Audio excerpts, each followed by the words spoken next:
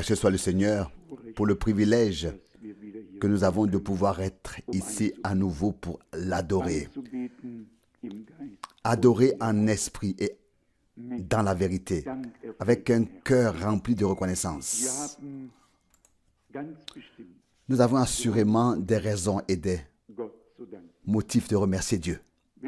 Lorsque nous lisons ainsi les Saintes Écritures, que nous nous y plongeons et sondons les Écritures et que nous reconnaissons que Dieu nous accompagne sur le chemin de la foi et nous a révélé ses promesses, alors nous savons que nous faisons nous aussi partie des élus.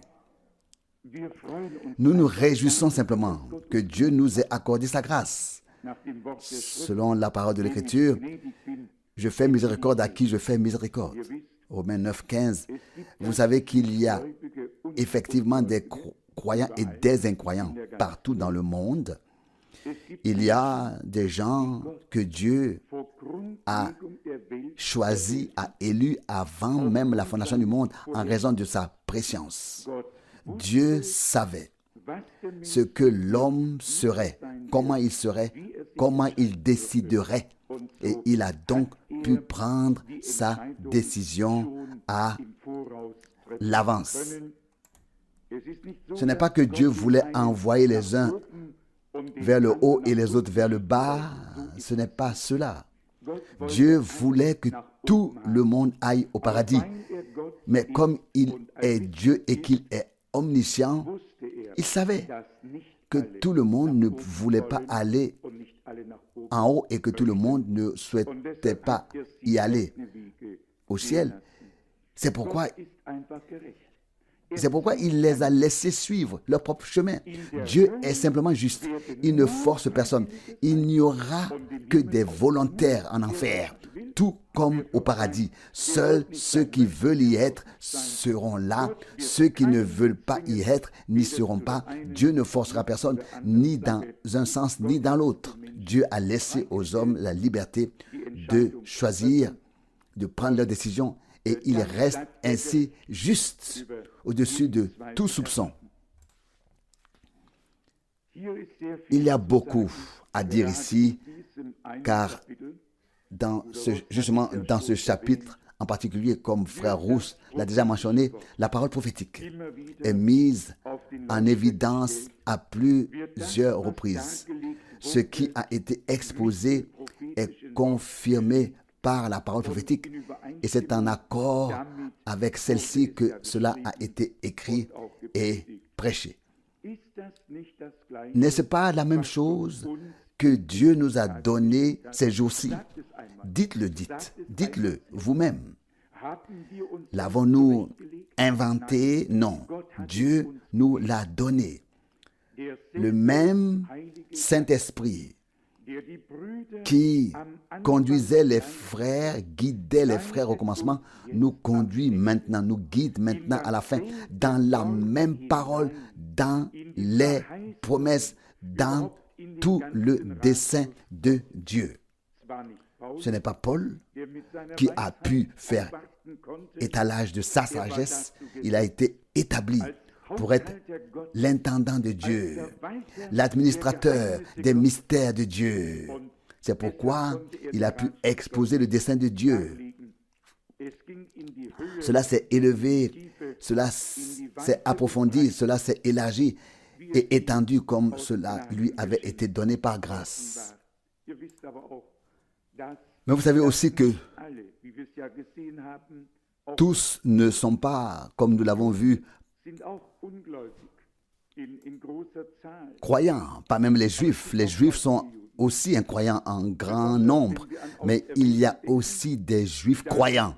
Et surtout quand nous pensons à l'élection, nous pensons aux 144 000 qui seront encore appelés à sortir et scellés.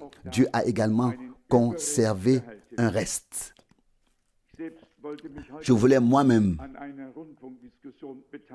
participer aujourd'hui à une discussion radiophonique. Il s'agissait du baptême, vous l'avez certainement tous entendu sur la radio allemande, mais la dame a dit, nous vous rappelons.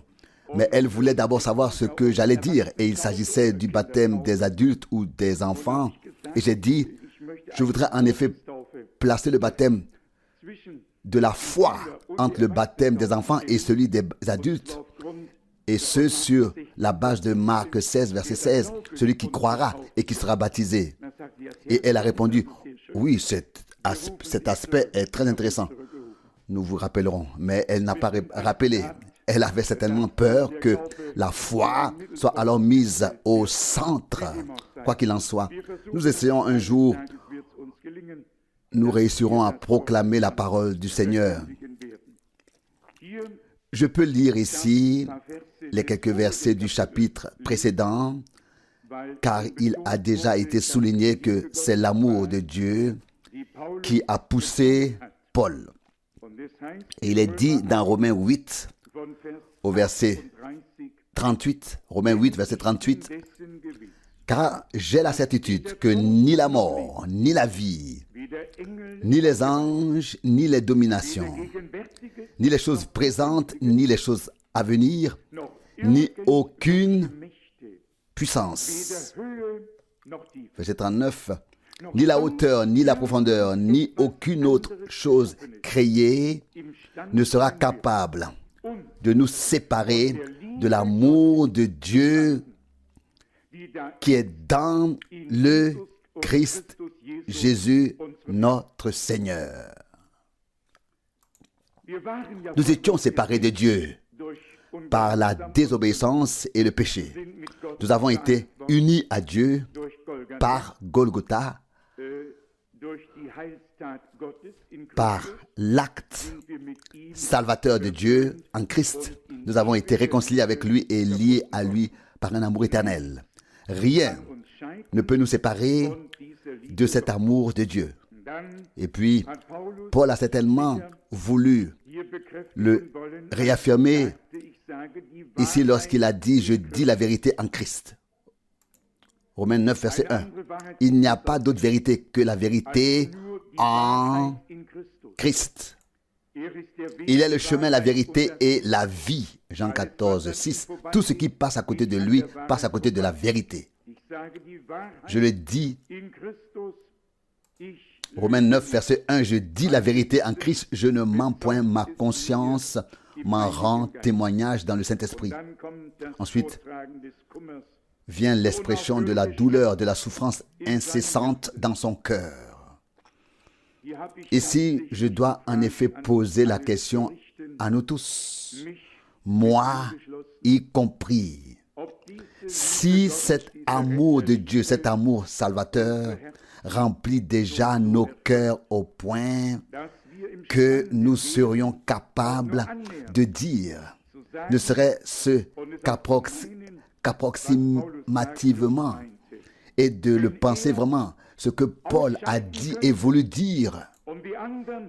S'il pouvait se retirer et laisser les autres entrer, il serait prêt à le faire. Il s'est donc placé dans la brèche, comme Moïse s'est placé dans la brèche pour le peuple et a dit, efface mon nom de ton livre, mais laisse le peuple. Exode 32, 32, il s'est placé dans la brèche. Ça, c'est l'amour salvateur, qui n'existe pas seulement en parole, mais en acte. Je le souhaite, avant le début du dernier réveil, je le souhaite pour moi, je le souhaite pour nous tous, de tout cœur, que nous puissions tous porter en nous cet amour divin du Sauveur comme une partie intégrante de notre être, de notre nature divine. Ce n'est qu'alors que nous verrons les perdus sauvés. Tant qu'ils nous sont indifférents, Dieu ne fera rien. Soyez honnêtes ce soir. Dieu pourra-t-il faire quelque chose si nous sommes indifférents? Si la détresse et la perdition, la séparation des hommes, la séparation qu'ils ont de Dieu ne nous touche pas, que doit faire Dieu alors? Si nous en sommes indifférents. Mais au moment où cela deviendra en nous, comme c'était en Paul et dans l'Église primitive, où il ne pouvait pas faire autrement, mais devait dire l'amour de Dieu nous presse. 2 Corinthiens 5, 14. C'est là que nous devons aboutir à la fin. Que dit la première épître? La lettre dans Apocalypse 2, 4. J'ai contre toi que tu as abandonné ton premier amour. À la fin, nous devons revenir au premier amour, le premier amour des premiers-nés. Vous avez tous très bien entendu la comparaison. Elle a été lue, celle de la promesse. Abraham avait beaucoup de fils. Il n'avait pas seulement Isaac et Ismaël. Il avait un grand nombre de fils et de filles. Vous pouvez le lire. Après s'être remarié. Mais la promesse ne concernait qu'un seul. Et le seul a reçu tout l'héritage. Et les autres ont reçu des dons et sont partis avec ces dons. Mais Isaac, lui, il a tout hérité. Il était l'héritier de la même promesse. Il en est de même aujourd'hui. Ce ne sont pas les enfants selon la chair qui sont les enfants de Dieu, mais les enfants de la promesse. Romains 9, 7 et Romains 9, 8. Avons-nous vraiment compris ce que signifie que Dieu a des enfants de la promesse? Peut-être il y a-t-il même deux sortes d'enfants de Dieu. Ceux qui participeront à la première résurrection et ceux qui participeront à la seconde résurrection. Ceux qui croient aux promesses de Dieu et ceux pour qui elles ne signifient rien. Et je me souviens très bien d'une époque où il s'agissait précisément de classer le ministère du frère Branham dans le contexte biblique. Et que puis-je vous dire? Ils ont tous admis, même les plus grands prédicateurs pentecôtistes, qu'il n'y avait jamais eu sur terre, depuis l'époque de Jésus et des apôtres, un homme avec un tel ministère. Mais, quand on leur a demandé s'ils pouvaient croire qu'une promesse de la parole s'accomplissait ici, ils se sont débattus de toute leur force, avec leurs pieds et leurs mains. Et ils continuent de le faire jusqu'à aujourd'hui. S'il n'y avait pas eu de promesse, Dieu n'aurait rien fait ou n'aurait rien pu faire. La promesse était en effet le fondement de l'œuvre de Dieu, afin d'envoyer un prophète et de tout remettre en ordre, rétablir toutes choses dans l'état primitif. Qui croit aux promesses? Les vrais enfants de Dieu, ceux à qui elles sont destinées, ceux qui ont été prédestinés à cela. Écoutez, je vous l'ai lu ici dans les derniers jours de l'année dernière, dans l'épître aux Galates, et j'espère que cela ne nous a pas échappé, et j'espère que nous ne l'avons pas seulement comme ça écouté.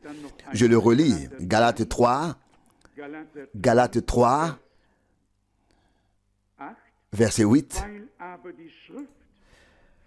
Mais comme l'Écriture prévoyait que Dieu justifierait les nations à cause de la foi, elle a annoncé d'avance à Abraham la promesse de salut. En toi, toutes les nations seront bénies. Pas seulement un peuple, tous les peuples, pas seulement une nation, toutes les nations. C'est pourquoi il fut appelé Abraham, père d'une multitude de nations, de peuples. Ainsi, verset 9, ceux qui ont la foi reçoivent la bénédiction avec Abraham le croyant. Nous pouvons continuer à lire dans Galates 3, au verset 19.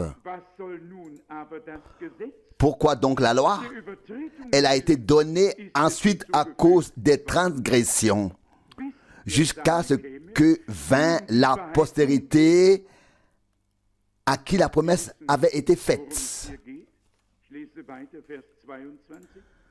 Nous savons de quoi il s'agit ici. Je continue ma lecture avec au verset 22. Or, l'Écriture a tout renfermé sous le péché afin que la promesse fût accordée par la foi en Jésus-Christ aux croyants. C'est très simple. Vous pouvez encore lire le dernier paragraphe ici pour comparer Galates 4 avec ce que nous avons lu précédemment. Galates 4, verset 28. Mais vous, bien-aimés frères, vous êtes à la manière d'Isaac, des enfants de la promesse. Avons-nous bien compris cela, frères et sœurs? Avons-nous bien compris que nous n'avons pas seulement la parole de la promesse, mais que nous sommes nous-mêmes dans cette semence promise de Dieu, enfant de Dieu, élu et destiné à l'être avant même la fondation du monde. Et parce que nous le sommes, nous croyons à toutes les promesses, à chaque promesse que Dieu a faite dans sa parole. Et l'esprit de la promesse vient sur les enfants de la promesse. Mais écoutez ce qui est écrit ensuite au verset 29. Mais comme autrefois, le Fils engendré selon la chair a persécuté celui qui était engendré selon l'Esprit, ainsi en est-il maintenant de même. Isaac a laissé Ismaël en paix. Mais qu'en était-il à l'inverse? Une grande détresse, une grande détresse. Qu'en est-il aujourd'hui? Qui persécute et qui est persécuté? On voit clairement qui est qui. Personne n'a besoin de le dire avec des paroles. Cela devient évident. Cela devient évident et clair. Où est l'amène? Ce que nous sommes devient évident. Persécutons-nous ou sommes-nous persécutés? C'est pourtant la question la plus simple qui soit. Celui qui a été engendré par l'Esprit a été persécuté. Écoutez cela encore une fois. Verset 29. Mais comme autrefois, le Fils engendré selon la chair, d'un point de vue terrestre, ils avaient tous deux été amenés à la vie par la procréation humaine. Mais l'un était une procréation fondée sur la promesse. Et c'est pourquoi la bénédiction de Dieu reposait sur lui. Verset 29, encore je relis. Mais comme autrefois, le Fils engendré selon la chair, c'est-à-dire selon l'entendement humain, a persécuté celui qui avait été engendré selon l'Esprit, c'est-à-dire selon la volonté de Dieu, sur la base de la promesse. Il en est de même aujourd'hui. Il n'en a jamais été autrement et il n'en sera jamais autrement. Au verset 30, il est encore écrit: mais que dit l'Écriture à ce sujet? Chasse la servante et son fils, car le fils de la servante n'aura pas le même droit à l'héritage que le fils de la femme libre. On peut ou même on devrait lire tout ce qui précède à partir du verset 22 par exemple pour bien comprendre le contexte.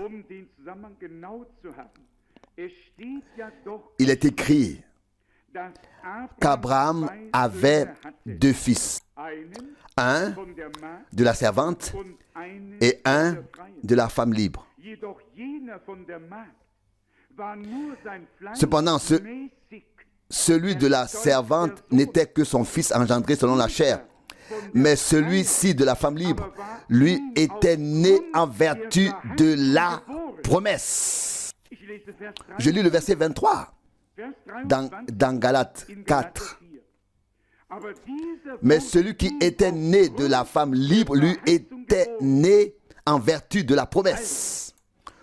tout ce qui doit être béni par Dieu et qui arrivera dans l'Église doit se produire en vertu d'une promesse sur laquelle nous nous appuyons. Et alors nous pouvons voir Dieu accomplir sa parole, sa promesse. C'est là que réside la bénédiction et c'est là que se révèle que Dieu est avec nous.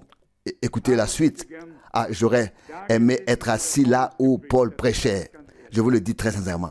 J'aurais aimé être assis là où il a prêché jusqu'à tard dans la nuit et où il a exposé ainsi le dessein, le conseil du salut, le dessein de Dieu. Je me réjouis que nous ayons la Bible. Dieu merci pour l'Ancien et le Nouveau Testament. Dieu merci pour les prophètes. Dieu merci pour les apôtres.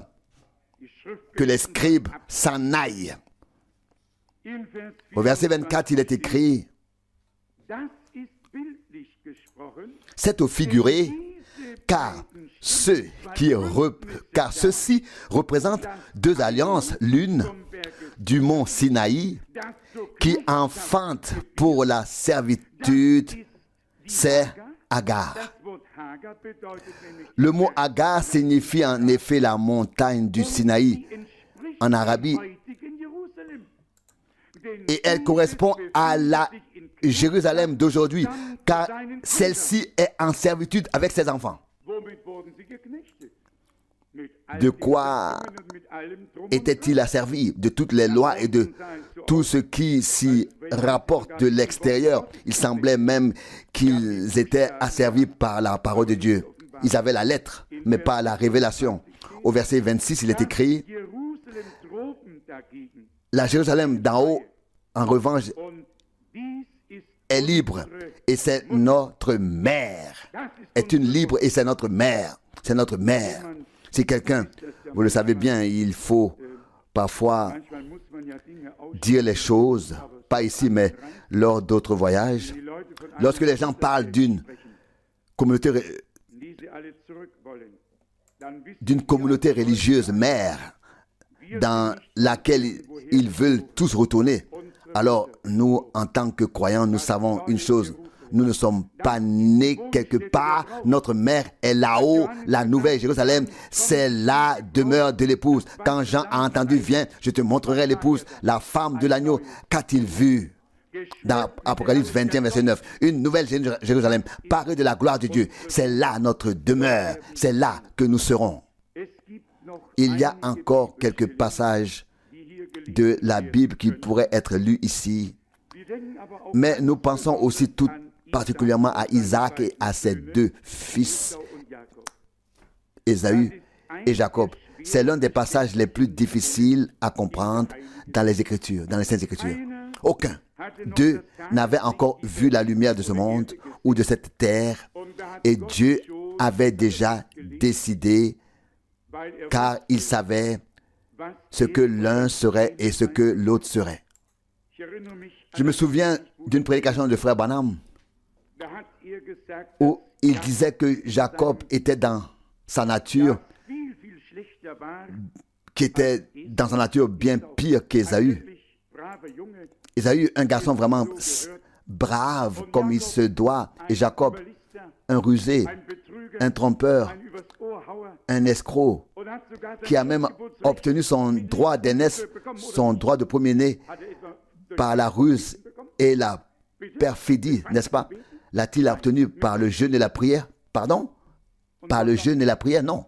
Par la ruse et la perfidie. Mais Dieu était avec lui. Dieu était avec lui. Ce ne sont pas les circonstances extérieures qui ont une signification, mais la destinée de Dieu.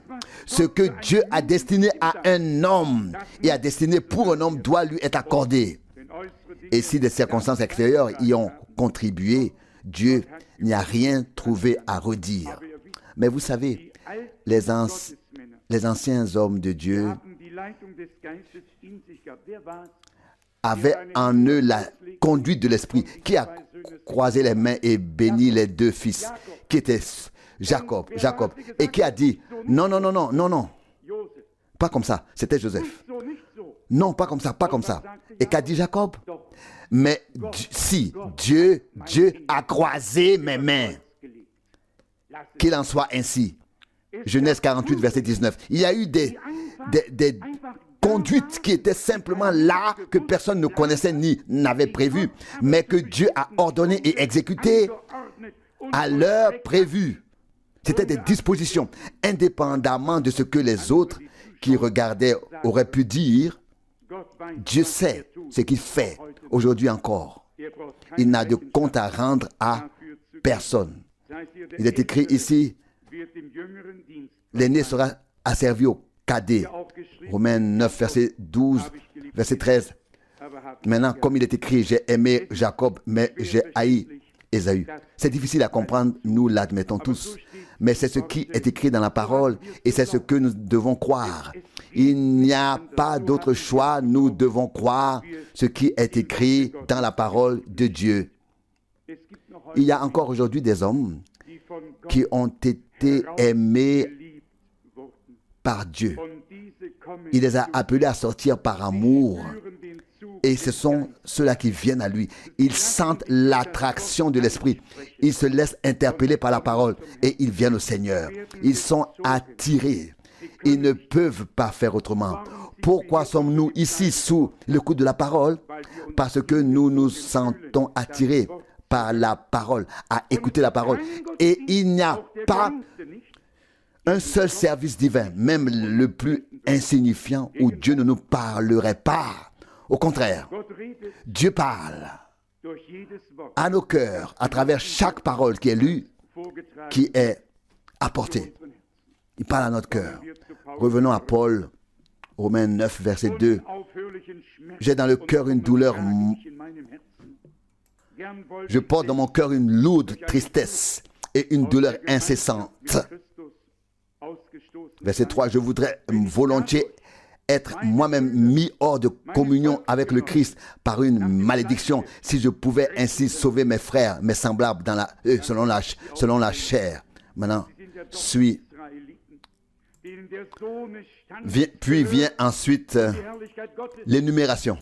Verset 4. Ils sont Israélites, après tout, ayant reçu la position de fils et la gloire de Dieu, les alliances et la loi, le service divin, les promesses. Et pourtant, ils n'en ont pas fait usage. Bien au contraire, ils ont rendu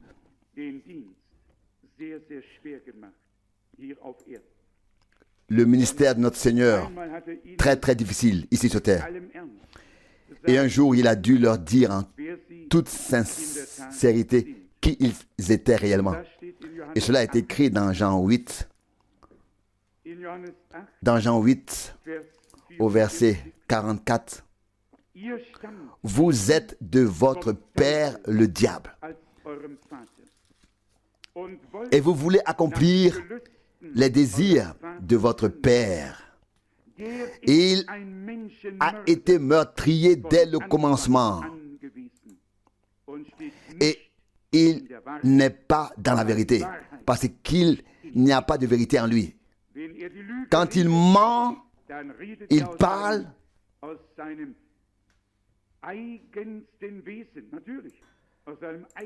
de sa propre nature, bien sûr, car il est un menteur et père du mensonge. Il parle du fond de sa propre nature. Verset 45. Parce que moi, par contre, je dis la vérité, vous ne me croyez pas. À quelle parole pensons-nous maintenant? À 2 Thessaloniciens chapitre 2. Parce qu'ils n'ont pas cru à la vérité, Dieu leur a envoyé des puissances d'égarement. 2 Thessaloniciens 2, verset 10. Celui qui est de la vérité écoute la parole de Dieu. Il ne peut pas faire autrement. Il écoute la parole de Dieu. Nous avons déjà lu ici cette parole qui semble presque présomptueuse, écrite par Jean autrefois. 1 Jean chapitre 4, verset 5. Eux, ils sont du monde. C'est pourquoi ils parlent d'après le monde. Et le monde les écoute. Mais nous, nous sommes de Dieu. Celui qui connaît Dieu nous écoute. Celui qui n'est pas de Dieu ne nous écoute pas. C'est à cela C'est en cela que nous reconnaissons l'esprit de vérité et l'esprit de tromperie, l'esprit de l'erreur. Il existe différents esprits. L'esprit de Dieu est l'esprit de la vérité. Et il est écrit, quand l'esprit de vérité viendra, il vous conduira dans toute la vérité. Jean 16, 13. Et c'est ce que nous avons expérimenté de manière merveilleuse au fil des ans. Croyez-moi, je suis reconnaissant à Dieu quand je pense à la façon dont il nous a vraiment montré et révélé sa parole, l'ensemble de son plan, de ses promesses, tout son plan d'une manière qui n'avait jamais été vue auparavant sur terre. En êtes-vous également reconnaissant? Oui, c'est tout simplement une grâce de Dieu. On ne peut pas dire autrement. Nous n'avons pas eu ici de grands prophètes, ni de grands apôtres, mais nous avons eu le grand Dieu qui tient parole, qui est fidèle à sa parole et qui, par son esprit, parle et se révèle encore aujourd'hui. Et il savait que nous accepterions ce qu'il nous révélerait. S'il n'avait pas pu voir à l'avance que nous l'accepterions, il ne serait pas donné la peine de nous le révéler. Dieu sait exactement qui croit et qui ne croit pas. Et c'est pourquoi il s'adresse à ceux qui lui accordent leur foi. Nous l'avons tous lu dans les dernières paroles ici dans Romains 9, au verset 31, il est dit, Romains 9, verset 31, Israël qui recherchait la justice exigée par la loi n'a pas atteint le but fixé par la loi. Verset 32. Pourquoi? Parce qu'ils ont voulu l'atteindre non par la foi, mais par leurs œuvres. Ils se sont heurtés à la pierre d'achoppement. Verset 33, dont il est écrit, Isaïe 28, 16 et 8, 14, voici je pose en Sion une pierre qui fait trébucher une pierre d'achoppement. Et celui qui croit, met sa confiance en lui, ne sera pas confondu. Mais quiconque ne se confie pas en lui sera couvert de honte. La foi et la confiance en notre Seigneur doivent simplement être présentes si nous voulons que sa parole et sa volonté nous soient révélées. Nous avons confiance en Dieu. Et pourquoi l'avons-nous?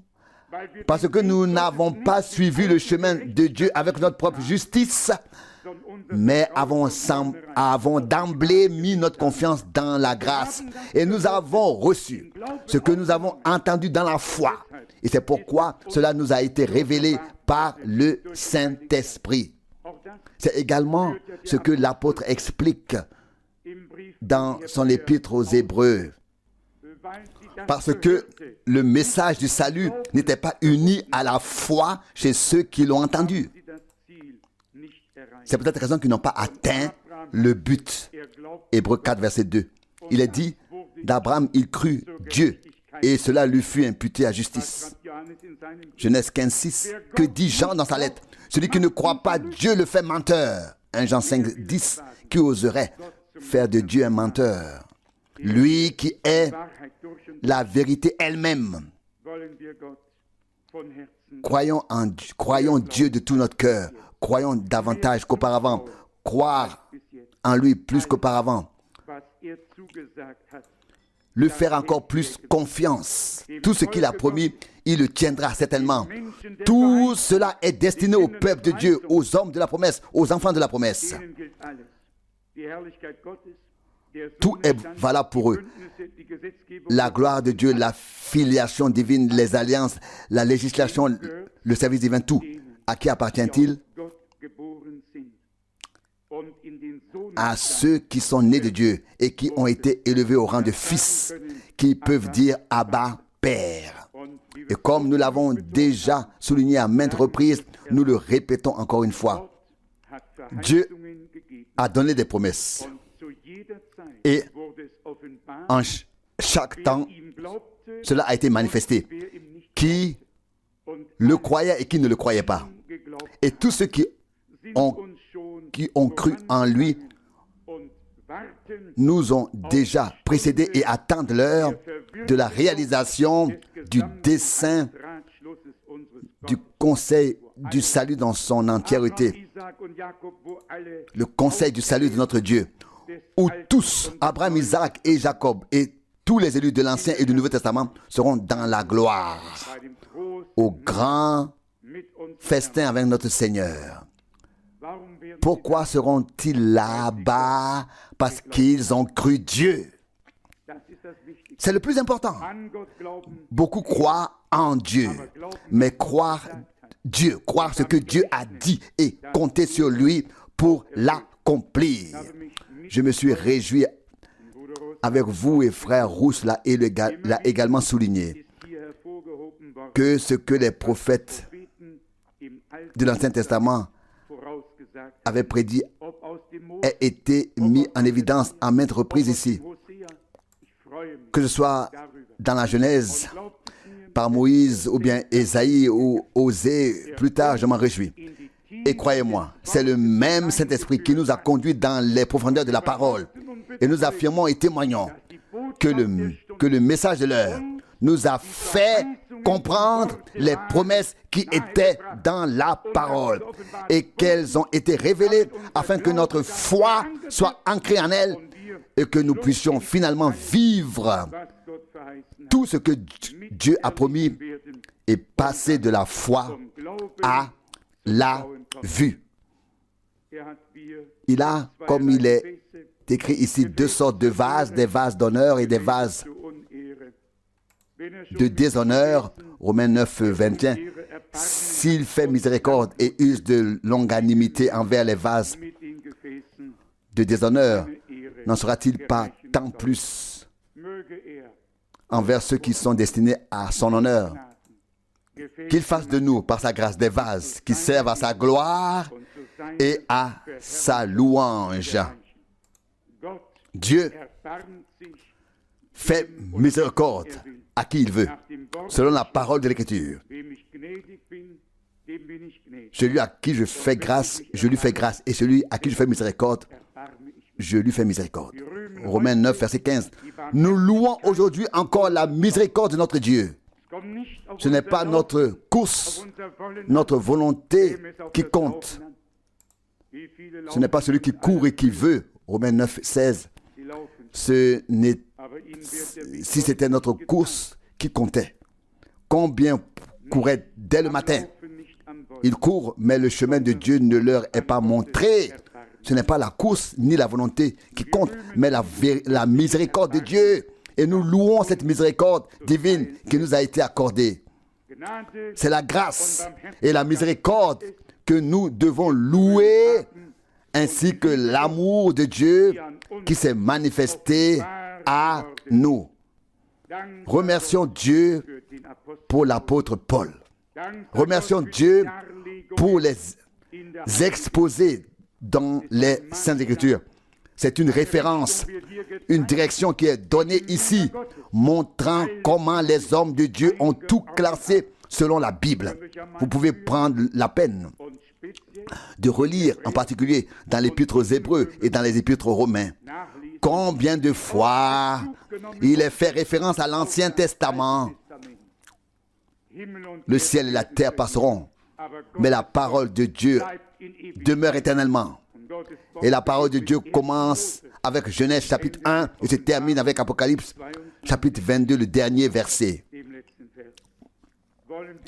Acceptons-le aujourd'hui avec foi et ne doutons plus, mais acceptons simplement comme vrai que nous aussi, comme Isaac, nous sommes enfants de la promesse divine, à la manière d'Isaac, que nous soyons devenus ainsi croyants afin de croire ce que Dieu a promis dans sa parole. Examinez-vous vous-même en cela, si vous pouvez croire aux promesses que Dieu a faites dans sa parole, en particulier pour cette époque, alors cela doit être pour vous la preuve que vous avez été choisi et élu par Dieu. Sinon la parole ne vous aurait pas interpellé, parlé. Vous auriez continué à suivre le chemin large avec tous les autres. Pourquoi Dieu vous a-t-il interpellé? Parce que vous faites partie des élus. Il a placé la parole de la promesse divine sur le chandelier. Il a mis en évidence pour vous, afin que vous l'entendiez, afin que nous l'entendions, que nous la voyions, que nous l'acceptions et que nous y croyions de tout notre cœur. Et puis, comme il est écrit ici au verset 28, car le Seigneur accomplira sa parole sur la terre en faisant que les choses s'accomplissent rapidement et sans faute. Loué soit son Saint-Nom. Accomplira sur la terre, pas seulement dans les cieux, accomplira sur la terre. Oui, oui, quelle parole? La parole qu'il a donnée, qu'il a promise. Toutes les choses qui sont écrites dans la parole. Verset 28. Car le Seigneur, en faisant avancer les choses avec certitude, non pas avec incertitude, avec certitude, les réalisera sur la terre, promptement. Que Dieu nous rende joyeux aujourd'hui, reconnaissant que beaucoup puissent prier et remercier le Seigneur pour le privilège qu'il nous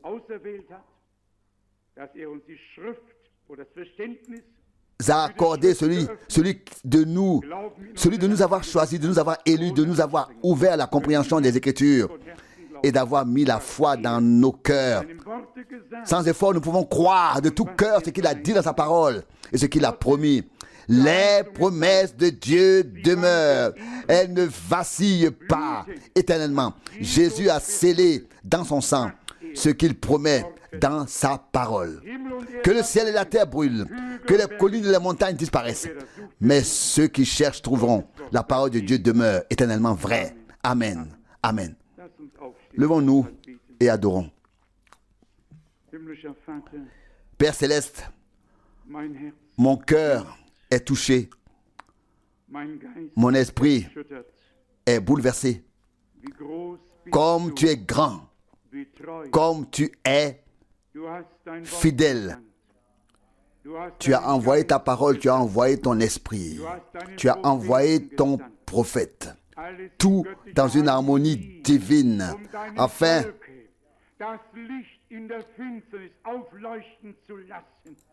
de laisser briller la lumière dans les ténèbres pour ton peuple.